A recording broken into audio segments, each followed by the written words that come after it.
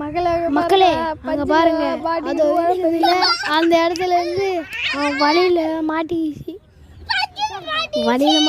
அது வலையில் தூண்டி போட்டான். அது இல்லாமல் அந்த பாவம் பையன்கிட்ட என்ன சொல்கிறான், நான் அங்கே போட்டில்ல, அது அப்படியே நம்ம ஓடிடலாம். அது ஏன் அங்கே போய் இருக்குதுன்னு கேட்டானா, மீன் போய் மாட்டிக்கிச்சு. வாங்க துறவிக்கு வாங்க, காசு கோலை எங்கே இருக்குன்னு காமிக்கிறான். அந்த காசு கோலத்தில் தான் இந்தமாரி பண்ணிக்கிறான்.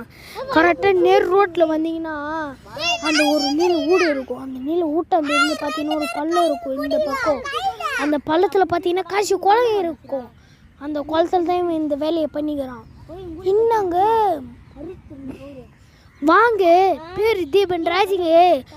அவன் அப்படியே அது சொன்னா மக்களே, வட வட நம்ம ஓடிடலாம், மீன் மாட்டிருந்ததுல தெரியாதுடா, நம்ம அவங்க கேட்டாங்கன்னா மீன் மாட்டி ஈத்துன்னு போயிடுச்சுடா அப்படின்னு ஒரு பொய் சொல்லிடலாம், ஓடிடலாம் வாடான்னு கூப்பிடுறோம்.